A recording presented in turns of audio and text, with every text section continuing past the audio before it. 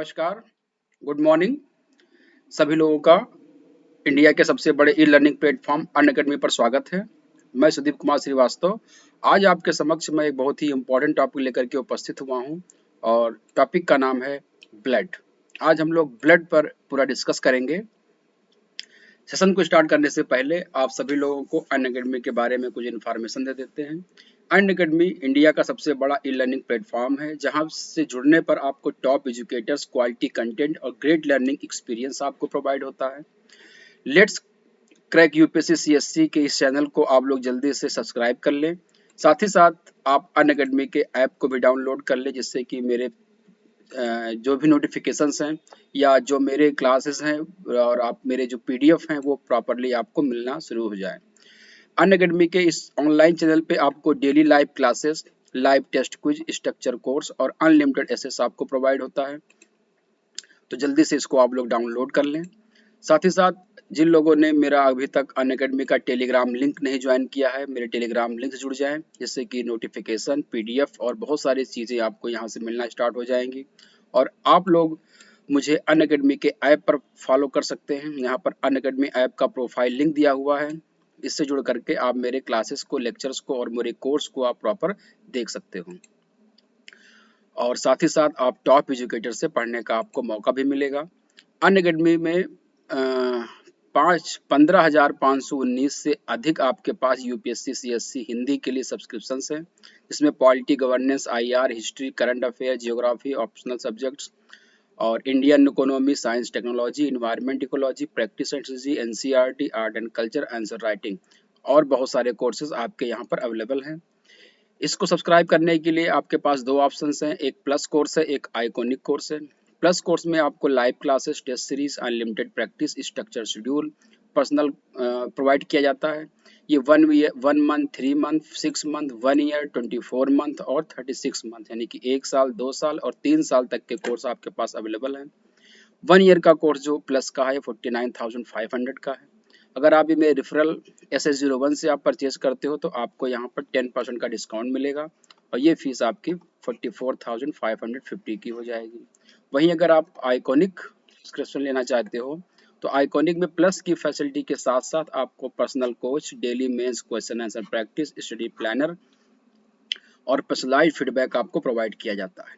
ये 1 ईयर का जो कोर्स आपका है वो 69,500 का है। ये मेरे रेफरल कोड SS01 से अगर आप परचेज करते हैं तो आपको 10% का डिस्काउंट मिलेगा और ये फीस आपकी 62,550 की होगी। तो ये सब्सक्रिप्शन कोड है SS01, इससे आप अपने सब्सक्रिप्शन को कर सकते हो और अपनी तैयारी को स्टार्ट कर सकते हो। इसके बाद हम लोग स्टार्ट करते हैं आज का सेशन। आज का हमारा जो टॉपिक है वो ब्लड है। हम लोग आज जानेंगे कि ब्लड क्या होता है, उसके बारे में पूरी हम लोग आपको इंफॉर्मेशन देंगे। एग्जैक्टली ब्लड के बारे में अगर हम लोग बात करें तो ब्लड एक प्रकार का तरल संयोजी ऊतक होता है, यानी कि फ्लूइड कनेक्टिव टिश्यू होता है। ब्लड क्या होता है? फ्लूइड कनेक्टिव टिश्यू होता है। एग्जाम में अगर पूछा जाए कि ब्लड क्या है तो आप कहोगे ब्लड जो है वो फ्लूइड कनेक्टिव टिश्यू होता है। साथ ही साथ ब्लड के अध्ययन को हीमेटोलॉजी कहा जाता है। ब्लड के अध्ययन को हीमेटोलॉजी कहते हैं और ब्लड फ्लो के अध्ययन को, बॉडी के अंदर जो ब्लड फ्लो हो रहा होता है उसके अध्ययन को क्या कहते हैं? एंजियोलॉजी कहा जाता है। एंजियोलॉजी कहा जाता है। और ब्लड के फॉर्मेशन की जो प्रक्रिया होती है उसको हीमेटोपोइसिस कहते हैं। हीमेटोपोइसिस का मतलब होता है ब्लड फॉर्मेशन, ये आपको ध्यान रखना है। तो ब्लड जो होता है एग्जैक्टली ये फ्लूइड कनेक्टिव टिश्यू होता है। इसके अध्ययन को हीमेटोलॉजी और ब्लड फ्लो को एंजियोलॉजी कहते हैं और इसके ब्लड के फॉर्मेशन को हीमेटोपोइसिस कहा जाता है। ब्लड जो होता है नॉर्मली ये दो भागों से मिलकर के बना होता है। एक उसमें लिक्विड पार्ट होता है, इसको हम लोग प्लाज्मा कहते हैं, और एक उसमें क्या हो जाता है, आपके फॉर्म सेल्स होती हैं जिनमें आपकी आरबीसी, डब्ल्यूबीसी और प्लेटलेट्स होती हैं। ब्लड जो होता है हमारे शरीर में ऑक्सीजन और न्यूट्रिएंट्स को विभिन्न कोशिकाओं और ऊतकों तक पहुंचाने का काम करता है और हमारे पूरे वजन का लगभग 8% जो है वो ब्लड बॉडी में होता है और एक औसत वयस्क के पास लगभग 5 से 6 लीटर खून शरीर में होता है। एक औसत व्यक्ति में जनरली 5 से 6 लीटर खून होता है। महिलाओं में ये जो होता है वो 4 से 5 लीटर के आसपास होता है। और ब्लड जो होता है, ब्लड का जो निर्माण होता है वो जब एडल्ट स्टेज में जो है ये बोन मैरो में होता है। कहाँ पे होता है? बोन मैरो में होता है। और जब ये फीटस के स्टेज में होता है, बच्चा जब माँ के गर्भ में बन रहा होता है, उस समय ब्लड का निर्माण कहाँ पे होता है? लिवर में होता है। ब्लड को बनाने वाली अलग अलग सेल्स होती हैं। इरेथ्रोपोइटिन इरेथ्रोपोइटिन ये आपकी क्या करती हैं? ब्लड बनाने वाली प्रोटीन्स होती हैं या ब्लड बनाने वाली सेल्स होती हैं जिनसे जी ब्लड का निर्माण होता है। बोन मैरो भी दो प्रकार के होते हैं, रेड बोन मैरो और white bone marrow. Red bone marrow जो होते हैं ये आपके ब्लड फॉर्मेशन करते हैं। जैसे जैसे उम्र बढ़ती जाती है, रेड बोन मैरो जो है व्हाइट बोन मैरो में कन्वर्ट हो जाते हैं और ये व्हाइट बोन मैरो जो होते हैं वो फैटी एसिड्स यानी कि वसा के रूप में कन्वर्ट होते जाते हैं। तो जैसे जैसे उम्र बढ़ती है, रेड बोन मैरो की संख्या कम होती जाती है, व्हाइट बोन मैरो की मात्रा जो है वो लगातार बढ़ती जाती है। तो ये आपको ध्यान रखना है। एक स्वस्थ व्यक्ति के शरीर का जो वजन का लगभग 7 से 8% के आसपास उसमें ब्लड होता है। ब्लड के दो पार्ट होते हैं। लिक्विड पार्ट को हम लोग क्या कहते हैं? प्लाज्मा कहते हैं। लिक्विड पार्ट को हम लोग क्या कहते हैं? प्लाज्मा। और इसको हम लोग कह देते हैं फॉर्म सेल्स कह देते हैं या इसको हम लोग ब्लड कॉर्पसेल्स कह देते हैं। दोनों नाम से जानते हैं इसको, ब्लड कॉर्पसेल्स कह सकते हैं या इसको हम लोग फॉर्म सेल्स कह देते हैं। प्लाज्मा की अगर हम बात करते हैं तो प्लाज्मा आपको जानना होगा कि प्लाज्मा एग्जैक्टली क्या है। ये liquid part of the blood होता है। ये liquid part of the blood होता है और स्वस्थ मनुष्य के शरीर में लगभग 3.5 लीटर के आसपास आपका प्लाज्मा होता है। प्लाज्मा का जो पीएच मान होता है वो लगभग जो है वो 7.4 के आसपास हम लोग मानते हैं और इसी को हम लोग क्या कह देते हैं? ब्लड का पीएच कह देते हैं, जो हल्का सा क्या होता है? बेसिक होता है। यानी कि हमारा जो ब्लड है वो हल्का सा क्षारीय होता है क्योंकि इसका जो पीएच है 7.35 से 7.45 के बीच में होता है। और आप सभी लोग जानते हो कि पीएच 7 से ज़्यादा हो जाता है तो वो एल्कलाइन हो जाता है। तो स्लाइटली एल्कलाइन हमारा ब्लड होता है प्लाज्मा की वजह से। और प्लाज्मा में जो आपका ब्लड होता है, ब्लड में अगर हम बात करें टोटल दो चीजें हमने बताई थी आपको, प्लाज्मा और दूसरी कौन सी? Form cells. तो टोटल ब्लड का जो प्लाज्मा होता है वो लगभग 55% के आसपास होता है और आपका जो फॉर्म सेल्स होती हैं वो 44% के आसपास होती है। यानी कि टोटल प्लाज्मा जो होता है वो ब्लड का 55% के आसपास होता है। इस प्लाज्मा में लगभग 90 से 92% के आसपास ब्लड वाटर होता है। प्लाज्मा में 90 से 92% के आसपास क्या होता है? आपका वाटर होता है और इसमें लगभग 9% जो है वो प्रोटीन होती है। 8 से 9% जो है वो आपकी प्लाज्मा में प्रोटीन पाई जाती है। वो प्रोटीन कौन कौन सी हैं जो ब्लड में पाई जाती हैं? तो ध्यान रखिएगा, प्लाज्मा में जो घुली हुई प्रोटीन होती हैं वो आपकी होती है फाइब्रिनोजन, ये एक प्रकार की ब्लड क्लॉटिंग प्रोटीन होती है। ग्लोबुलिन, ये एक डिफेंस प्रोटीन होती है जो एंटीबॉडीज इम्यूनोग्लोबिन बनाती है। और एल्ब्यूमिन, एल्ब्यूमिन जो होती है ये आपकी बॉडी में जो है ऑस्मो रेगुलेशन का काम करती है। तो 3 तरह की प्रोटीन है, 3 अलग अलग काम करती है। एल्ब्यूमिन जो होती है ऑस्मो रेगुलेशन का काम करती है, ग्लोबुलिन जो होती है डिफेंस का इम्यूनोग्लोबिन का निर्माण करती है और फाइब्रिनोजन जो होती है वो ब्लड क्लॉटिंग में भाग लेती है। साल्ट की मात्रा जो प्लाज्मा में होती है 0.9% के आसपास होती है।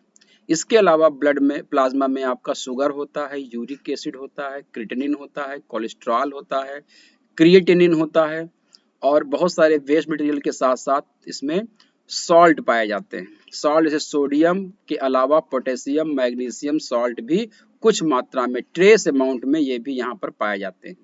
सोडियम जो होते हैं वो मुख्य रूप से आयनिक फॉर्म में यहाँ पर पाए जाते हैं, आयनाइज्ड फॉर्म में पाए जाते हैं, Na+ के फॉर्म में पाए जाते हैं। तो प्लाज्मा में ये सारी चीजें आपकी मिल करके क्या करता है? प्लाज्मा का निर्माण करता है। तो प्लाज्मा मुख्य रूप से किससे बना होता है? वाटर से, प्रोटीन से, सॉल्ट से और बहुत सारे उसमें न्यूट्रिएंट्स आपके जो होते हैं। इसी में अगर हम बात करेंगे आपका प्लाज्मा में और चीजें अगर ध्यान दी जाए तो प्लाज्मा में आपका जो है वो हार्मोन्स जो होते हैं, हार्मोन्स प्लाज्मा में ही हो करके बहते हैं। हार्मोन्स जो होते हैं प्लाज्मा के द्वारा ही बहते हैं। एंटीबॉडी जो आपके होते हैं, एंटीबॉडी जो प्लाज्मा थेरेपी की जाती है, उस प्लाज्मा थेरेपी में क्या करते हैं, एंटीबॉडी को निकाल करके उसका ट्रीटमेंट किया जाता है। तो हार्मोन्स हो गए, एंटीबॉडी हो गए, ये सब आपके जो है वो प्लाज्मा में ही पाए जाते हैं। तो इसको आपको ध्यान रखना होगा। और ब्लड जो होता है हमारा, ब्लड का जो नॉर्मल टेम्परेचर होता है, ये भी ध्यान रखिएगा, ब्लड का जो नॉर्मल टेम्परेचर होता है वो 38 डिग्री सेल्सियस होता है। वो 38 डिग्री सेल्सियस होता है हमारा ब्लड का नॉर्मल टेम्परेचर, और पीएच जो होता है वो 7.4 के आसपास होता है। ये चीज आपको ध्यान में रखनी है। इसके बाद जो आपके फॉर्म सेल्स होते हैं, इनको हम लोग रुधिराणु कहते हैं, इनको रक्त कोशिका भी कह सकते हैं, इनको हम लोग अंग्रेजी में क्या कहते हैं, फॉर्म्ड सेल्स कहते हैं। ये टोटल ब्लड का 45% होते हैं और इन्हें हीमैटोक्रिट कहा जाता है। जो फॉर्म सेल्स होते हैं उनको क्या कहा जाता है, हीमैटोक्रिट कहा जाता है। हीमैटोक्रिट याद रखिएगा। हीमैटोक्रिट क्या होती है, तो ब्लड सेल्स होती हैं। और ये जो होती है मुख्य रूप से 3 प्रकार की होती हैं, जो आप बचपन से पढ़ते आए हो, आरबीसी, डब्ल्यूबीसी और प्लेटलेट्स। आरबीसी जो होती हैं, इनका जो साइंटिफिक नेम होता है, आरबीसी का जो साइंटिफिक नेम होता है वो होता है आपका इरिथ्रोसाइट्स। इरिथ्रो का मतलब होता है रेड, साइट्स का मतलब होता है कॉर्पसेल्स, इरिथ्रोसाइट्स। डब्ल्यूबीसी का जो है नाम होता है ल्यूकोसाइट्स। ल्यूकोस का मतलब होता है व्हाइट या कलरलेस, ल्यूकोसाइट्स। और थ्रोम्बो का मतलब होता है थक्का जमना, ब्लड क्लॉटिंग होना, इसलिए इसका नाम रखा गया है थ्रोम्बोसाइट्स। तो 3 प्रकार के आपके पास क्या हैं, ब्लड कॉर्पसेल्स होती हैं, इरिथ्रोसाइट जिसको हम लोग आरबीसी कहते हैं, ल्यूकोसाइट और थ्रोम्बोसाइट। थ्रोम्बोसाइट मतलब प्लेटलेट्स हो जाती हैं, ल्यूकोसाइट्स का मतलब डब्ल्यूबीसी और इरिथ्रोसाइट का मतलब क्या हो जाता है आपका, आरबीसी हो जाता है। इसको आपको ध्यान रखना है। इरिथ्रोसाइट्स जो होती हैं, आरबीसी की संख्या जब बढ़ जाती है तो इसको जो है वो पॉलीसाइथीमिया कहा जाता है। पॉलीसाइथीमिया। तो अगर आपसे पूछा जाएगा कि पॉलीसाइथीमिया क्या होता है, जब आरबीसी की संख्या बढ़ जाती है तो उसको पॉलीसाइथीमिया। डब्ल्यूबीसी संख्या बढ़ जाती है तो उसको हम लोग क्या कह देते हैं, ल्यूकीमिया कहते हैं। डब्ल्यूबीसी की संख्या बढ़ने को हम लोग क्या कहते हैं, ल्यूकीमिया कहते हैं। और जब प्लेटलेट्स की संख्या बढ़ जाती है थ्रोम्बोसाइटोपिनिया कहते हैं। थ्रोम्बोसाइटोपिनिया कहा जाता है, ये ध्यान रखिएगा। सॉरी थ्रोम्बोसाइथीमिया, थ्रोम्बोसाइथीमिया कहा जाता है इसको, थ्रोम्बोसाइथीमिया कहते हैं इसको। और अगर आरबीसी की संख्या घट गई है तो उसको हम लोग क्या कहते हैं, एनीमिया कहते हैं, एनीमिया। अगर डब्ल्यूबीसी घट गई है तो उसको हम लोग क्या कहते हैं, ल्यूकोपीनिया कहते हैं। ल्यूकोपीनिया का मतलब होता है डब्ल्यूबीसी की संख्या का घट जाना। और अगर प्लेटलेट्स घट गए हैं तो उसको कहते हैं थ्रोम्बोसाइटोपिनिया, थ्रोम्बोसाइटोपिनिया। ये अलग अलग नाम हैं, डब्ल्यूबीसी, आरबीसी, प्लेटलेट्स के घटने और बढ़ने के, ये इनके नाम होते हैं। अब हम लोग एक एक को यहाँ पे समझेंगे। आरबीसी जो होता है ये एक लाल रंग की कॉर्पसेल्स होती है, कणिकाएं होती हैं। लाल रंग के पीछे जो इसका मेन रीजन है वो हीमोग्लोबिन होता है। हीमोग्लोबिन जो है ये एक प्रकार का ग्लोबुलर प्रोटीन होता है। हीमोग्लोबिन जो होता है वो एक प्रकार का क्या है, ग्लोबुलर प्रोटीन होता है। इसमें 2 चीजें होती हैं, हीम और ग्लोबिन। हीम जो होता है उसमें आयरन होता है, और आयरन यहाँ पर जो है वो Fe++ के फॉर्म में होता है, फेरस के फॉर्म में होता है। इसी की वजह से ब्लड का कलर जो होता है वो रेड हो जाता है। आरबीसी की अगर हम बात करते हैं तो इसका जो साइज होता है वो 7.2 माइक्रोमीटर व्यास के आसपास होता है। 7.2 माइक्रोमीटर व्यास के आसपास होता है। गोल इसका डायमीटर होता है और दोनों ओर से पैसे या रुपये के समान क्या होता है, चिपटा होता है। और वो चिपटा होने के कारण जो है ये क्या हो जाता है, एक प्रकार का कॉनकेव शेप हो जाता है। कुछ इस प्रकार से क्या है, ये चिपटा हुआ होता है, ऐसे चिपटा हुआ होता है। तो ये कॉनकेव शेप में आपका बन जाता है। और एक चीज आपको ध्यान रखना है कि मेच्योर आरबीसी जो होती है, मेच्योर आरबीसी जो होती है उसमें न्यूक्लियस नहीं होता है। मेच्योर आरबीसी में न्यूक्लियस नहीं होता है, एक्सेप्ट छोड़ करके, किसको, दो ऐसे जानवरों हैं उनको छोड़ करके बाकी किसी में मेच्योर आरबीसी में न्यूक्लियस नहीं होगा। वो दो कौन से हैं, एक तो आपका कैमल होता है, ऊंट, और लामा। कैमल और लामा को छोड़ करके बाकी किसी में केंद्रक नहीं होता है। इन दोनों में क्या हो जाता है, न्यूक्लियस प्रेजेंट होगा। ये ध्यान रखिए, ऊंट और लामा के आरबीसी में न्यूक्लियस प्रेजेंट होता है। सबसे बड़ी जो आरबीसी होती है, ये भी ध्यान रखिएगा, लार्जेस्ट आरबीसी जो होती है, लार्जेस्ट आरबीसी जो होती है वो एम्फीबियंस में पाई जाती है। लार्जेस्ट आरबीसी जो होती है वो एम्फीबियंस में पाई जाती है और उसका नाम है एम्फीयूमा। एम्फीयूमा जो है ये सबसे बड़ा ऐसा जो एम्फीबियंस है जिसमें सबसे बड़ी जो है वो आरबीसी होती है। ये आपको ध्यान में रखना होगा। वयस्क पुरुषों के रुधिर में अगर हम बात करते हैं WRBC की मात्रा, तो प्रति क्यूबिक मिलीमीटर में, पर क्यूबिक मिलीमीटर में लगभग 50 लाख पर क्यूबिक मिलीमीटर, और स्त्रियों में लगभग 45 लाख पर क्यूबिक मिलीमीटर जो है यहाँ पर मिलीमीटर क्यूब, 50 पर मिलीमीटर क्यूब पुरुषों में और लगभग 45 पर मिलीमीटर क्यूब जो होती है ये महिलाओं में आरबीसी की संख्या होती है। ये ध्यान रखिएगा। यानी कि अगर आपसे पूछा जाए कि जो सेल्स होती हैं, ब्लड सेल्स, उनमें सबसे ज्यादा संख्या किसकी होती है, तो सबसे ज्यादा आरबीसी होते हैं, फिर प्लेटलेट्स होते हैं, और सबसे कम जो होते हैं वो डब्ल्यूबीसी होते हैं। ये ध्यान रखिएगा। अगर रेशियो आपसे पूछ लिया जाए, आरबीसी और डब्ल्यूबीसी का रेशियो अगर पूछ लिया जाए, आरबीसी और डब्ल्यूबीसी का रेशियो पूछ लिया जाए तो 600:1, यानी कि 600 आरबीसी पर 1 डब्ल्यूबीसी का रेशियो होता है। 600 आरबीसी पर 1 डब्ल्यूबीसी का रेशियो होता है। और जितने भी स्तनधारी होते हैं, मैमल्स होते हैं, उनमें गोल उभयावतल यानी कि कॉनकेव या प्लेट नुमा जो है इनकी आकृति होती है। आरबीसी जो होते हैं इनका जो लाइफ स्पैन होता है वो 120 डेज होता है, 120 दिन का होता है। आरबीसी का जीवन काल जो होता है वो 120 दिन का होता है। 120 दिन के बाद ये नष्ट हो जाते हैं। और ये नष्ट कहाँ पर होते हैं, तो आप बताएंगे ये नष्ट होते हैं स्प्लीन में, यानी कि प्लीहा में। तो आरबीसी प्लीहा में नष्ट होते हैं, इसीलिए प्लीहा को जो है वो आरबीसी का कब्रिस्तान या ग्रेवयार्ड कहा जाता है, ग्रेवयार्ड। तो अगर आपसे पूछा जाए कि आरबीसी का ग्रेवयार्ड कौन होता है, तो आप कहोगे, या कब्रिस्तान कौन सा होता है, तो आप कहोगे कि आरबीसी का जो कब्रिस्तान होता है वो आपका कौन सा है, प्लीहा है, क्योंकि आरबीसी यहीं पर नष्ट होती है, यानी कि वो डेड हो जाती है। और आरबीसी नष्ट होने के बाद फिर ये जो है वो आपका जो पिगमेंट होते हैं, बाइल पिगमेंट, बिलिरुबिन और बाइलवर्डिन, ये वहां पर जाकर के वो बनाती है। और ज़्यादा आरबीसी की कमी हो जाने से एनीमिया हो जाता है, यानी कि खून की कमी हो जाती है, जिसमें कमजोरी आती है, बहुत ज़्यादा वीकनेस रहती है और सांस लेने में दिक्कत होने लगती है, एनीमिया। और इसी में हीमोग्लोबिन पाया जाता है, जो इसमें लौह पदार्थ यानी कि आयरन होता है, जिसकी वजह से जो है खून का रंग आपका लाल हो जाता है। इस चीज़ को आपको ध्यान रखना होगा।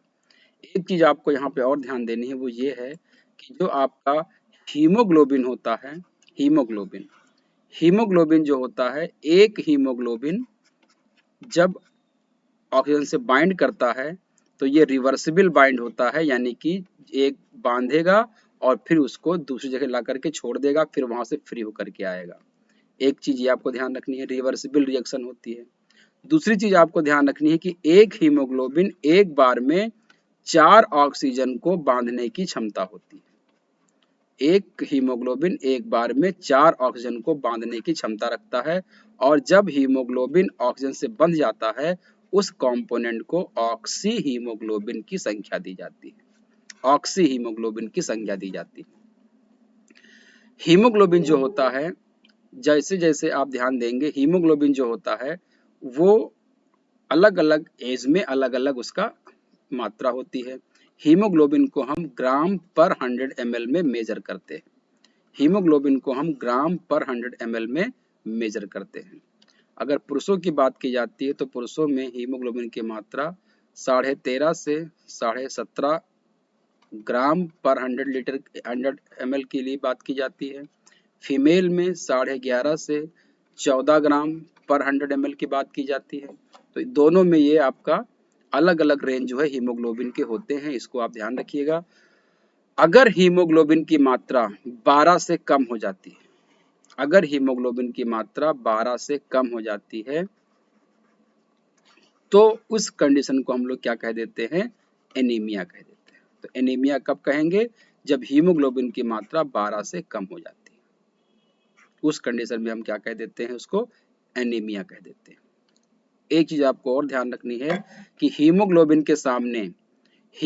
के सामने अगर 3 गैसेस अवेलेबल हैं, कार्बन मोनोऑक्साइड, कार्बन डाइऑक्साइड और ऑक्सीजन, तो सबसे ज्यादा एफिनिटी जो होती है बाइंडिंग की वो कार्बन मोनोऑक्साइड की होती है, उसके बाद CO2 की होती है, और सबसे कम बाइंडिंग एफिनिटी जो होती है वो ऑक्सीजन की होती है।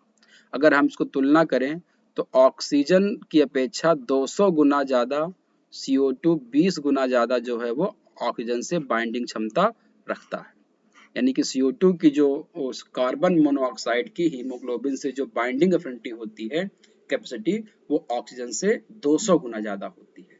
इसीलिए थोड़ी सी भी कार्बन मोनोऑक्साइड अगर आ जाती है इन्वायरमेंट में या हमारे बॉडी के अंदर तो इंसान की दम घुट करके मृत्यु हो जाती है। तो इस चीज को आपको ध्यान में रखना है। हीमोग्लोबिन जो होता है ये, इसमें जो है आपका आयरन होता है, और उसी के कारण जो है फेरस फॉर्म में आयरन पाया जाता है। फेरस फॉर्म में आयरन होता है, फेरस फॉर्म में यहाँ पे आयरन होता है, यानी कि Fe++ के फॉर्म में यहाँ पर आयरन आपका पाया जाता है हीमोग्लोबिन में। दूसरी चीज आपको जो ध्यान रखनी है वो ये है कि हीमोग्लोबिन जो होता है, हीमोग्लोबिन जो होता है उससे जब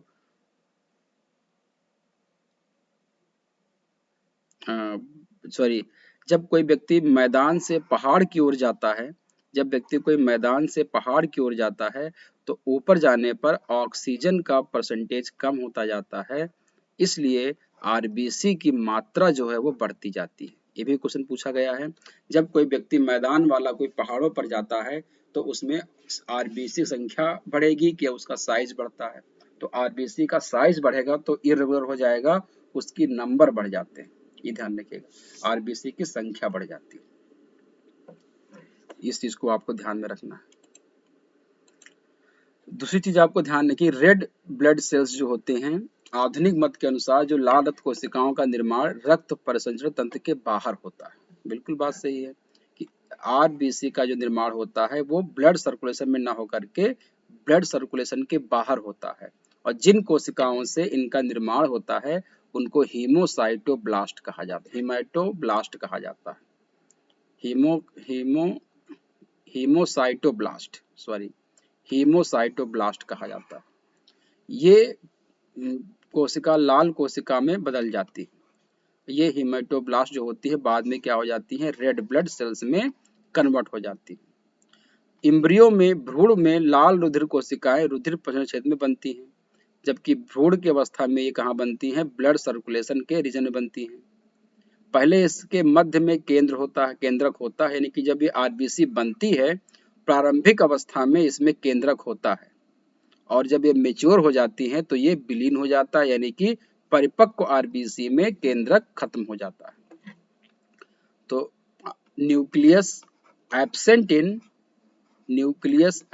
इन mature RBC but present in immature RBC. तो इसको मेच्योर करने के लिए आपके पास विटामिन B9 और विटामिन B12 हेल्प करते हैं, कोबाल्ट हेल्प करता है। इसको मैच्योर करने के लिए। तो ध्यान रखिएगा कि इमेच्योर आरबीसी में न्यूक्लियस होता है बट मैच्योर आरबीसी में न्यूक्लियस नहीं होता है।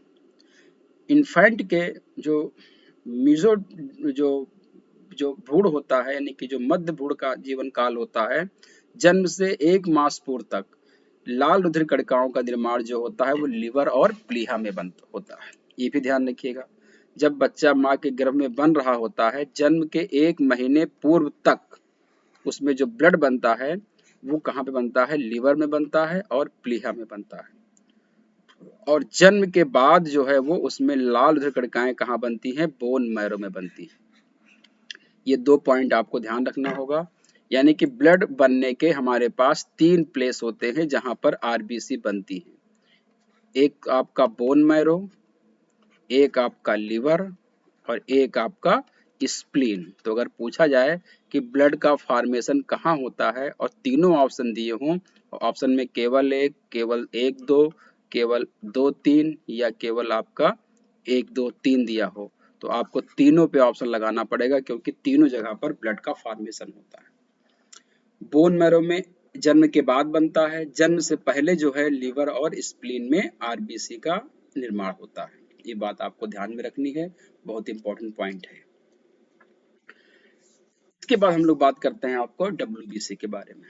डब्ल्यूबीसी जो होती हैं, इसको हम लोग शॉर्ट में इसका जो साइंटिफिक नेम है वो क्या है आपका, ल्यूकोसाइट्स है। ल्यूकोसाइट्स होती हैं। डब्ल्यूबीसी एक प्रकार की डिफेंस सेल्स होती हैं। ये रेड ब्लड सेल से एकदम भिन्न होती हैं। इनमें एक तो हीमोग्लोबिन नहीं होता है, लेकिन इनमें केंद्रक प्रेजेंट होता है, न्यूक्लियस होता है। ये अंतर आ गया। आरबीसी में क्या था, आरबीसी में क्या था, हीमोग्लोबिन था, न्यूक्लियस नहीं था। डब्ल्यूबीसी में क्या है, न्यूक्लियस है लेकिन हीमोग्लोबिन नहीं होता है। और साथ ही साथ इस साइज में जो है वो आरबीसी से काफी बड़ी होती है। और कुछ ऐसी जो है व्हाइट ब्लड सेल्स होती हैं जिनके ऊपर ग्रेन्यूल्स होते हैं, कणिकाएं होती हैं। इस प्रकार से डब्ल्यूबीसी को 2 भागों में डिवाइड किया गया है। जिन पे ग्रेन्यूल्स होती हैं उनको ग्रेनुलोसाइट्स कहते हैं, ग्रेनुलोसाइट्स कह देते हैं। और जिनमें ग्रेन्यूल्स नहीं होते हैं उनको अग्रेनुलोसाइट्स कह देते हैं, अग्रेनुलोसाइट्स कह देते हैं। यानी कि ऐसी डब्ल्यूबीसी जिनके ऊपर कणिकाएं होती हैं, ग्रेन्यूल्स होते हैं, उनको ग्रेनुलोसाइट्स कहते हैं। जिनके ऊपर ग्रेन्यूल्स नहीं होते हैं उनको क्या कहते हैं, अग्रेनुलोसाइट्स कहते हैं। दूसरी चीज आपको ध्यान रखना है यहाँ पर, श्वेत कणिकाएं जो होती हैं ये बैक्टीरिया को खाने का काम करती है, यानी कि फाइगोसिटिक होती है। ये बैक्टीरिया का भक्षण करती हैं, यानी कि एक प्रकार से जो है ये क्या करेंगी, डिफेंस का काम करती हैं, रक्षात्मक काम करती हैं। इसीलिए इनको रक्षात्मक कोशिका भी कहा जाता है। इनको क्या कहा जाता है, रक्षात्मक कोशिका के नाम से भी जाना जाता है। इनको जो है वो रक्षात्मक कोशिका के नाम से इनको जाना जाता है। ये आप ध्यान रखिएगा। इनकी जो संख्या होती है, डब्ल्यूबीसी की संख्या आरबीसी से बहुत कम होती है। इनकी संख्या जो होती है 6000 से 8000 प्रति क्यूब मिलीमीटर होती है। यानी कि 6000 से 8000 पर मिलीमीटर क्यूब जो होती है इनकी संख्या होती है, मेल और फीमेल दोनों में। जब बॉडी में इन्फेक्शन हो जाता है, इन्फेक्शन होने पर हमको बैक्टीरिया को किल करने के लिए ज़्यादा डब्ल्यूबीसी की आवश्यकता होती है।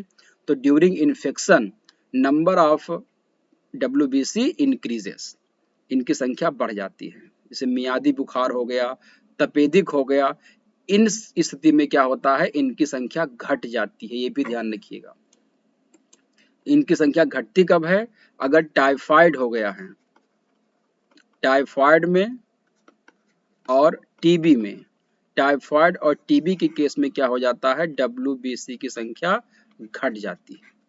और इन्फेक्शन अगर हो गया है कोई, इस अवस्था में क्या होता है, इनकी संख्या बढ़ जाती है। ये भी आपको ध्यान रखना, किस डिजीज में डब्ल्यूबीसी संख्या घट जाती है, तो टाइफाइड और टीबी में घट जाती है।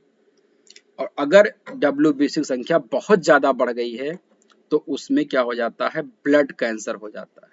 ब्लड कैंसर का मतलब होता है WBC की संख्या बहुत ज्यादा बढ़ जाना, और इसको कहा जाता है ल्यूकीमिया कह देते हैं। ल्यूकीमिया, ल्यूकीमिया का मतलब होता है ब्लड कैंसर, यानी कि WBC की संख्या का बहुत ज्यादा बढ़ जाना। तो श्वेत उदकड़िकाएं जो है दो प्रकार की होती है, मैंने भी बताया था आपको। एक होती है ए ग्रेनुलोसाइट्स, जिसमें ग्रेन्यूल्स नहीं पाए जाते हैं, यानी जिस पर कणिकाएं नहीं पाई जाती हैं, और एक होती है ग्रेनुलोसाइट जिस पे कणिकाएं पाई जाती हैं। इसमें हीमोग्लोबिन नहीं होता है। इनको ल्यूकोसाइट्स के नाम से जाना जाता है। इनकी संख्या मैंने बताई आपको 7000 से 8000 पर मिलीमीटर क्यूब होती है। अगर हम इनकी जीवन काल की बात करें, जैसे WBC की, RBC की हमने बताई थी आपको कि 120 डेज होती है। इनका जीवन काल जो होता है 2 से 4 दिन के आसपास होता है। कभी कभी जो होता है मैक्सिमम 7 डेज तक हो सकता है। तो औसत इनका जीवन काल 2 से 4 दिन का होता है, लेकिन मैक्सिमम इनका जो लाइफ स्पैन है वो 7 दिन तक हो सकती है। और इनका मुख्य कार्य है रोगों से सुरक्षा करना, यानी कि डिफेंस का काम करना, प्रोटेक्शन का काम करना होता है, सुरक्षा का काम करना होता है। WBC का मेन काम क्या होगा? सुरक्षा करने का काम होता है। ग्रेनुलोसाइट्स जो होती हैं ये दो प्रकार की सॉरी, ग्रेनुलोसाइट्स जो होती है जिन पर ग्रेन्यूल्स नहीं होते हैं, ये दो प्रकार के होते हैं। एक होते हैं लिम्फोसाइट, एक होते हैं मोनोसाइट। लिम्फोसाइट जो होते हैं सबसे छोटे होते हैं साइज में, और ये जो होते हैं दो प्रकार के होते हैं। टी लिम्फोसाइट्स होते हैं और बी लिम्फोसाइट्स होते हैं। टी लिम्फोसाइट और बी लिम्फोसाइट्स होते हैं। टी लिम्फोसाइट जो होते हैं वो हमारी बॉडी के अंदर cell mediate immune system develop करते हैं। Cell mediate immune system develop करते हैं। Cell mediate immune system develop करते हैं। और बी लिम्फोसाइट जो होते हैं हमारी बॉडी में एंटीबॉडी बनाते हैं, और ये ह्यूमोरल इम्यून सिस्टम डेवलप करते हैं। यानी कि हमारी बॉडी में दो प्रकार के इम्यून सिस्टम होते हैं, ह्यूमोरल इम्यून सिस्टम और सेल मीडिएट इम्यून सिस्टम। इन दोनों में क्या होता है आपका टी लिम्फोसाइट और बी लिम्फोसाइट मिलकर के इस प्रकार के इम्यून सिस्टम को डेवलप करते हैं। मोनोसाइट जो होते हैं ये फाइगोसिटिक इन नेचर होती हैं। ये बैक्टीरिया या पैथोजन को खा करके नष्ट कर देती हैं, और इनकी जो संख्या होती है टोटल WBC का 5 से 10% तक होता है। और दूसरी प्रकार की जो होती है जिनको हम लोग कहते हैं ग्रेनुलोसाइट्स जो होती हैं, ये 3 प्रकार की होती हैं। इसमें न्यूट्रोफिल्स सबसे ज्यादा होते हैं। सबसे ज्यादा जो होते हैं न्यूट्रोफिल्स होते हैं, और सबसे कम जो होते हैं वो आपके होते हैं बेसोफिल्स 0.5 से 1%, और इस्नोफिल्स। तो न्यूट्रोफिल्स, इस्नोफिल्स और बेसोफिल्स, ये 3 जो होते हैं ये आपके ग्रेनुलोसाइट्स में आते हैं, और लिम्फोसाइट और मोनोसाइट ये आपके ग्रेनुलोसाइट्स में आते हैं। यानी कि 5 प्रकार के WBC होते हैं। अगर इनको हम एक साथ काउंट करते हैं तो इसको हम लोग TLC कहते हैं, और अगर हम इन पांचों को अलग अलग काउंट करते हैं तो इसको डिफरेंशियल ल्यूकोसाइट काउंट कहते हैं। तो टोटल ल्यूकोसाइट काउंट और डिफरेंशियल ल्यूकोसाइट काउंट में यही होता है, जब हम लिम्फोसाइट, मोनोसाइट, न्यूट्रोफिल्स, इस्नोफिल्स और बेसोफिल को एक साथ काउंट कर लेते हैं कितने WBC हैं तो उसको TLC कहते हैं, और जब इनकी हम अलग अलग काउंटिंग करते हैं तो उसको डिफरेंशियल ल्यूकोसाइट काउंट कहा जाता है। सबसे ज्यादा संख्या किसकी होती है? न्यूट्रोफिल्स की। साइज में सबसे बड़े कौन होते हैं? ध्यान रखिएगा, मोनोसाइट। और सबसे छोटे कौन से होते हैं? लिम्फोसाइट्स होते हैं।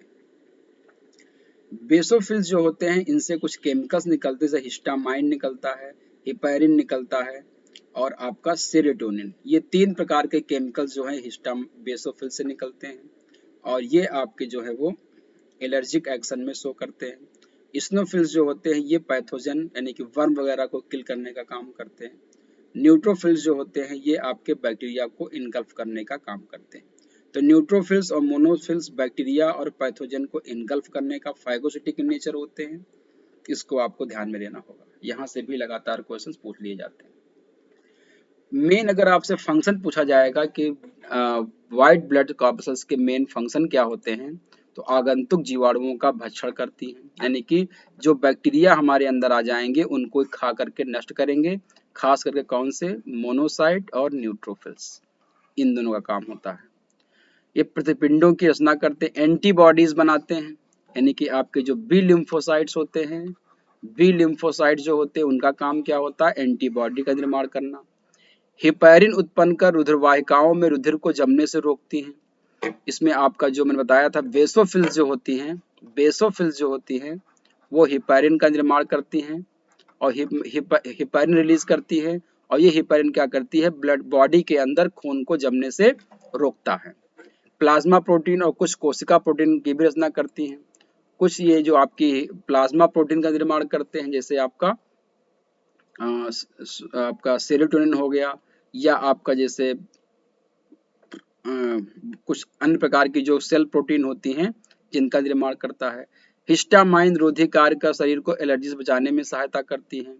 तो हिस्टामाइन एंटी हिस्टामाइन निकालती है, उसके लिए अगेन जो है हिस्टामाइन रोधी कार्य करने के लिए, एलर्जी एक्शन करने के लिए आपकी कौन होती हैं, आपकी बेसोफिल्स होती हैं, ये काम करती हैं। तो एलर्जी से बचने के लिए, प्लाज्मा प्रोटीन का निर्माण करने के लिए, हेपारिन को निकालने के लिए, एंटीबॉडी को निकालने के लिए, और आपका फैगोसिटिक एक्शन के लिए, कुल मिलाकर के पूरा काम जो इसका आपका है वो कौन सा होता है, डिफेंस का काम होता है। अगर अचानक से WBC बढ़ जाते हैं बॉडी के अंदर तो ब्लड कैंसर कहते हैं, उसको ल्यूकीमिया कहा जाता है। और अगर WBC घट गई है तो ल्यूकोपिनिया, वहां पर आपका इन्फेक्शन जल्दी से होने लगेगा और बॉडी जल्दी जल्दी इन्फेक्टेड हो जाएगी। इस चीज को आपको ध्यान में रखना है। अब हम बात करते हैं यहाँ पर प्लेटलेट्स की। प्लेटलेट्स एग्जैक्टली जो होता है, बिम्बाणु जो है प्लेटलेट्स, इसमें एक मेगा कैरियोसाइट्स होती हैं, मेगा कैरियोसाइट्स, मेगा कैरियोसाइट्स जो होती हैं ये फ्रेगमेंटेड हो जाती हैं जब ये एक मेगा कैरियोसाइट बड़ी होती है, और जब ये टूट जाती है छोटे छोटे भागों में, प्लेटलेट्स के अलावा की तरह, एक प्लेट को आप जमीन में पटकिए और आप देखिए उसे कितने टुकड़े हो जाते हैं। तो प्लेट के टुकड़े जो हो गए हैं उन्हीं को क्या कह देते हैं, प्लेटलेट्स। तो ये मेगा कैरियोसाइट्स एक समझिए प्लेट है, उसके टूटने से जो आपके ये सेल्स बनी है क्या कहलाएंगी, ये प्लेटलेट्स कहलाती। तो प्लेटलेट्स जो होती है मेगा कैरियोसाइट नामक सेल से बनी होती हैं, और ये बहुत छोटे होते हैं, सेल्स के टुकड़े कह सकते हैं इसको, कार्पल सेल्स के टुकड़े कह सकते हैं। और किसके टुकड़े, तो मेगा कैरियोसाइट्स के। और सबसे अच्छी बात क्या है या सबसे इम्पोर्टेंट बात क्या है इसमें, कि जो प्लेटलेट्स होते हैं ये केवल मैमल्स में ही पाए जाते हैं और किसी में नहीं पाए जाते हैं। Platelets only found in mammals, स्तनधारियों में ही केवल प्लेटलेट्स पाए जाते हैं। प्लेटलेट्स जो होते हैं केवल मैमल्स में, यानी कि केवल और केवल स्तनधारियों में ही पाए जाते हैं। इनका जो मेन फंक्शन होता है वो है ब्लड क्लॉट करना, रक्त का थक्का जमाने में ये सहायता करते हैं। ब्लड कैसे क्लॉट होता है अभी उसको हम लास्ट में सेशन के अंतिम वाले चरण में इसको हम लोग एक्सप्लेन करेंगे। तो ब्लड क्लॉट करने में कौन हेल्प करता है, तो प्लेटलेट्स का काम होता है। और थिम्फोसाइट्स भी कहा जाता है इसको थिम्फोसाइट्स भी कहते हैं, क्योंकि ये क्या करता है, ब्लड क्लॉट करता है। और इसको थ्रोम्बोसाइट्स भी कहते हैं, थ्रोम्बोसाइट्स, थ्रोम्बोसाइट्स कहा जाता है। ये गलत लिख गया है, थिम्फोसाइट नहीं होगा, थ्रोम्बोसाइट इसको कहा जाता है। और ये केवल और केवल जो होता है ये मैमल्स में पाया जाता है। इसका जो शेप होता है, आकार जो होता है वो कैसा होता है, वो कॉन्वेक्स होता है, इस तरह का होता है, कॉन्वेक्स होता है। और इसकी जो नॉर्मल जो रेंज होती है, संख्या जो होती है वो मेनली जो ध्यान रखिएगा, ये 1.5 लाख से 3.5 लाख के आसपास इसकी संख्या नॉर्मल होनी चाहिए। 1.5 लाख से 3.5 लाख के पास पर मिलीमीटर क्यूब संख्या इसकी होनी चाहिए। यानी कि सबसे ज्यादा संख्या आरबीसी की होती है, उसके बाद आपकी प्लेटलेट्स की होती है, और सबसे कम कौन होते हैं, आपके डब्ल्यूबीसी होते हैं। ये क्रम आपको ध्यान में रखना है। और इसका भी जीवन काल लगभग 1 वीक के आसपास होता है, 1 साल 1 हफ्ते के आसपास इसका जीवन काल होता है। खास करके डेंगू फीवर में, चिकुनगुनिया फीवर में, या कैंसर में, इन सब केसेस में क्या हो जाता है, या हाई फीवर में क्या हो जाता है, प्लेटलेट्स काउंट कम हो जाते हैं। ये ध्यान रखिएगा, डेंगू में, कैंसर में, चिकुनगुनिया में, या आप हाई ब्लड बॉडी टेम्परेचर के केस में क्या हो जाता है, प्लेटलेट्स काउंट कम हो जाते हैं। तो इसको प्लेटलेट्स काउंट को इंक्रीज करने के लिए जो है वो प्लेटलेट्स को डोनेट किया जाता है या ट्रांसफ्यूजन किया जाता है। ये आपको ध्यान देना है। इसके बाद रुधिर के कार्य क्या होते हैं, function of blood. Function blood के जो है अलग अलग पार्ट के अलग अलग फंक्शन होते हैं। जैसे फेफड़ों से शरीर के विभिन्न अंगों तक जो ऑक्सीजन ले जाने का काम करता है और कार्बन डाइऑक्साइड को लंग्स तक लाने का काम कौन करता है, ब्लड करता है। यानी कि लंग्स के पास जो ब्लड होता है वो ऑक्सीजन को लेता है और हीमोग्लोबिन के द्वारा, और ब्लड फ्लो होता है और पूरी बॉडी में जाकर के वो सभी सेल को ऑक्सीजन देता है। और हर बॉडी के सेल्स में जो CO2 बना होता है उसको वापस लेकर के आता है लंग्स में, और लंग्स के द्वारा फिर उसको हम बाहर निकाल देते हैं। यानी कि transportation of O2 and CO2, oxygen और कार्बन डाइऑक्साइड का जो परिवहन का कार्य होता है ये कौन करता है, ब्लड के द्वारा होता है, खास करके हीमोग्लोबिन के द्वारा और प्लाज्मा के द्वारा। इसको आपको ध्यान रखना है। दूसरी चीज आपको ध्यान रखनी है कि शरीर का जो मेटाबॉलिक एक्टिविटी होती है और साथ ही साथ जो वेस्ट मटेरियल होते हैं, जो वेस्ट मटेरियल होते हैं जैसे आपका यूरिया हो गया, आपका अमोनिया हो गया, क्रिएटिनिन हो गया, ये सब जो वेस्ट मटेरियल होते हैं उनको किडनी तक पहुंचाने का कार्य कौन करता है, ब्लड करता है। फिर किडनी उसे फिल्टर करके शरीर के बाहर कर देती है। तो वेस्ट मटेरियल का ट्रांसपोर्टेशन करना भी ब्लड का काम होता है। साथ ही साथ जो हम खाना खाते हैं वो डाइजेशन के बाद एब्जॉर्ब होता है और ब्लड में जाता है।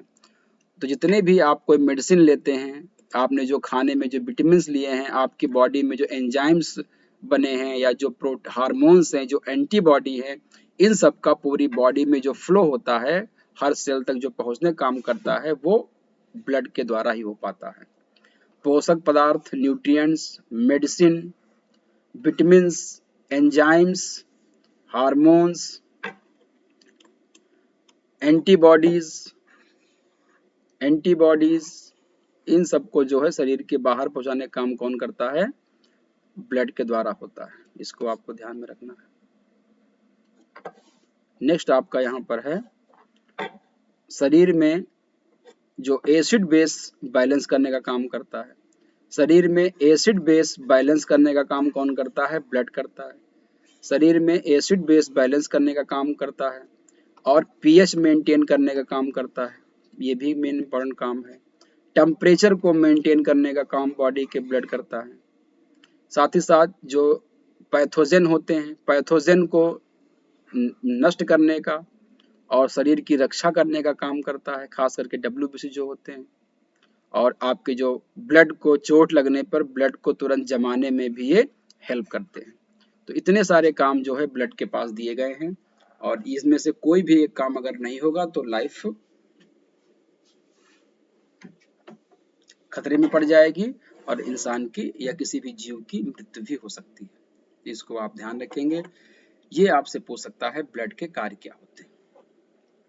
अब हम यहाँ पर तीनों चीजों को अगर एक सीरीज में अगर देखा जाए कि डिफरेंस क्या होता है, अगर हम आपसे बात करें यहाँ पर RBC, WBC और हम यहाँ बात करते हैं आपके प्लेटलेट्स की, तीनों का अगर हम यहाँ पर डिफरेंस देखें तो हम क्या पाते हैं। अगर यहाँ पे हम इसमें इसके डिफरेंसेस पे जाएं तो पहले इसके अगर हम शेप पे जाते हैं तो आप ये पाएंगे कि RBC का शेप जो होता है वो कॉनकेव होता है, WBC का शेप इर्रेगुलर होता है, कोई इसका शेप नहीं है, अमीबॉइड शेप होता है, इसका कोई निश्चित आकार नहीं होता है। और प्लेटलेट्स जो होती है वो कैसी होती है, वो कॉन्वेक्स होती है। ये ऐसे होता है, ये इर्रेगुलर होता है और ये आपका ऐसे होता है। एक डिफरेंस आपको यहाँ पे ये समझ में आना चाहिए। दूसरा डिफरेंस आपसे यहाँ पे पूछता है न्यूक्लियस, तो यहाँ पर लिखिएगा एब्सेंट होती है in mature RBC except camel and llama. Camel और लामा को छोड़ करके बाकी सभी में न्यूक्लियस एब्सेंट होती है। WBC में प्रेजेंट होती है। प्लेटलेट्स में भी क्या होती है, ये एब्सेंट होती है। ये आपको ध्यान रखना है, दूसरा पॉइंट। तीसरा डिफरेंस अगर आपको देखना है तो आप ये बताएंगे कि इसमें हम बात करते हैं इसके नेम की। इसका नेम जो होता है तो इसको हम लोग कहते हैं इरिथ्रोसाइट्स, इरिथ्रोसाइट्स कहते हैं। इसको हम लोग ल्यूकोसाइट्स कहते हैं, ल्यूकोसाइट्स कहते हैं। और इसको हम लोग क्या कहते हैं, थ्रोम्बोसाइट्स कहते हैं, थ्रोम्बोसाइट्स कहते हैं। इसको आपको ध्यान देना है, थ्रोम्बोसाइट्स कहते हैं। वहीं पर अगर बात किया जाए यहाँ पर कि इनका वॉल्यूम कितना होता है, नंबर कितना होता है पर मिलीमीटर क्यूब की बात की जाए तो ये आपके 50 से 55 लाख, ये आपके 4000 से 8000, और ये आपके जो होते हैं प्लेटलेट्स की बात होती है 1.5 लाख से 3.5 लाख के आसपास ये होने चाहिए। फिर इसकी अगर पूछा जाए कि लाइफ स्पैन को डिफरेंस करिए, लाइफ स्पैन कैसे इनकी आप बताओगे, तो आप यहाँ पे ध्यान रखिएगा कि इसका जो लाइफ स्पैन है, लाइफ स्पैन जो होती है वो 120 डेज होती है। इसकी 2 से 4 दिन होती है, कभी कभी मैक्सिमम 7 डेज हो सकती है, और इसकी जो है वो 7 दिन के आसपास होती है। ये आपका ध्यान रखना होगा। इसके बाद ध्यान रखिएगा, अगर आपसे पूछा जाए कि इनमें जो होता है की बात की जाए कि अगर W इनकी संख्या घटे या बढ़े तो क्या होगा, इंक्रीज होने को क्या कहा जाता है, पॉलीसाइथीमिया, पॉलीसाइथीमिया। इसको क्या कहते हैं, ल्यूकीमिया, और इसको क्या कहा जाता है, थ्रोम्बोसाइथीमिया, थ्रोम्बोसाइथीमिया, ये हो जाता है थ्रोम्बोसाइथीमिया। और अगर इनकी संख्या घट रही है, अगर इनकी संख्या घट रही है, डिक्रीज्ड हो रहे हैं, अगर ये डिक्रीज्ड हो गए हैं तो इनको हम क्या कहेंगे, एनीमिया कहेंगे। एनीमिया में मतलब आरबीसी घट गई है, डब्ल्यूबीसी घट गए हैं तो ल्यूकोपीनिया, ल्यूकोपीनिया का मतलब डब्ल्यूबीसी का घटना। और थ्रोम्बोसाइटोपिनिया, थ्रोम्बोसाइटोपिनिया, थ्रोम्बोसाइटोपिनिया का मतलब होता है, थ्रोम्बोसाइटोपिनिया का मतलब होता है कि प्लेटलेट्स की संख्या का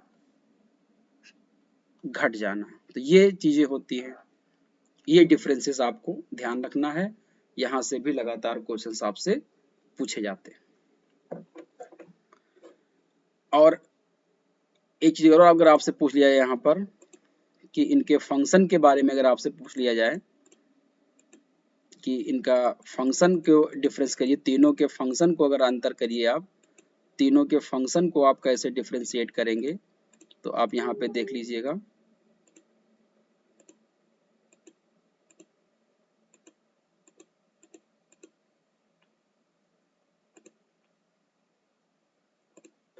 तीनों के फंक्शन को अगर आपको डिफरेंस करना है तो आप यहाँ पर क्या पाओगे कि आरबीसी, डब्ल्यूबीसी और प्लेटलेट्स। आरबीसी जो होते हैं ये ट्रांसपोर्ट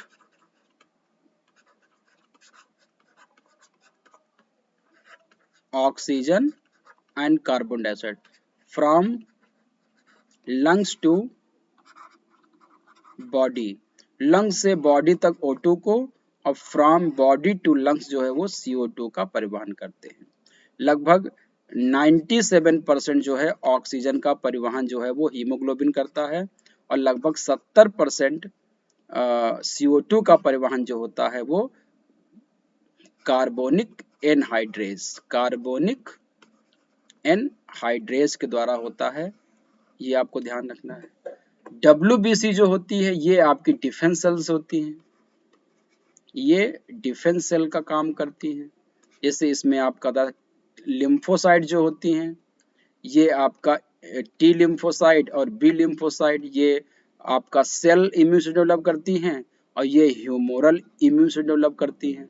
मोनोसाइट जो होती हैं ये आपकी क्या होती है, ये फैगोसाइट्स होती हैं, ये बैक्टीरिया को किल करती हैं। न्यूट्रोफिल्स भी क्या होती हैं, फैगोसिटिक होती हैं। इसिनोफिल्स जो होती हैं ये क्या करती हैं, वर्म को या पैथोजन को या एलर्जिक एक्शन शो करती हैं। वर्म को खा जाती हैं, पैथोजन को खा जाती हैं, या एलर्जिक खा नहीं जाती उसको नष्ट कर देती हैं, एलर्जिक एक्शन शो करती हैं। और आपकी जो इसिनोफिल्स बेसोफिल्स जो होती हैं ये आपकी क्या करती हैं, हिस्टामाइन सिक्रीट करती हैं, हिस्टामाइन रिलीज करती हैं, हिपैरिन रिलीज करती हैं और सेरोटोनिन नामक केमिकल रिलीज करती हैं। ये चीजें रिलीज करके डिफेंस का काम करती हैं। और आपकी जो प्लेटलेट्स होती हैं, प्लेटलेट्स जो आपकी होती हैं ये एग्जैक्टली क्या करती हैं, ब्लड क्लॉटिंग करती हैं। कैसे करते हैं इसी को हम आगे आपको समझाएंगे। ब्लड क्लॉटिंग करने का काम कौन करता है, तो ब्लड क्लॉटिंग का काम आपका किसका होता है, प्लेटलेट्स का। ब्लड क्लॉटिंग का काम किसका होता है, प्लेटलेट्स का होता है। तो अब बात आती है कि ब्लड क्लॉट कैसे होता है। ब्लड क्लॉट कैसे होता है तो इसको मैं अभी समझाऊंगा, पहले आप ये देख लीजिएगा कि ब्लड जो होता है वो लिक्विड होता है। और जैसे अगर कोई भाग कट जाता है तो शरीर से बाहर निकलने पर वो कुछ मिनटों में जम जाता है, जिसे थक्का कहते हैं। अगर मान लो आपका कोई कट गया है शरीर तो तुरंत खून बहेगा और कुछ मिनट में, कुछ मिनट मतलब यहाँ पर होता है 3 से 5 मिनट में, ये स्टैंडर्ड टाइम है ब्लड क्लॉट होने का। 3 से 5 मिनट में आपका खून बहना बंद हो जाता है। और बहना बंद इसलिए होता है कि वो कोगुलेट हो जाता है। थक्का जमना जो होता है इसका साइंटिफिक टर्म क्या होता है, कोएगुलेशन हो जाता है, कोएगुलेट हो जाता है, कोएगुलेशन हो जाता है, थक्का जम जाता है इसका। थक्का जमने के लिए कई विधियां निर्धारित हैं, एक को मैं आपको एक्सप्लेन करूंगा। और ब्लड के जमने में प्रोथ्रोम्बिन, कैल्शियम के मॉलिक्यूल एटम, फाइब्रिनोजन, थ्रोम्बोप्लास्टिन की आवश्यकता होती है। ये 4 चीज मिल करके क्या करते हैं, एक साथ ब्लड को क्लॉट करने में हेल्प करते हैं। इनमें से जो पहला, दूसरा और तीसरा है ये रक्त में रहते हैं, यानी कि प्रोथ्रोम्बिन, कैल्शियम और फाइब्रिनोजन ये ब्लड में पहले से ही रहते हैं। और जो थ्रोम्बोप्लास्टिन है यानी कि जो चौथा है ये प्लेटलेट्स के टूटने से निकलता है, थ्रोम्बोप्लास्टिन के टूटने से निकलता है।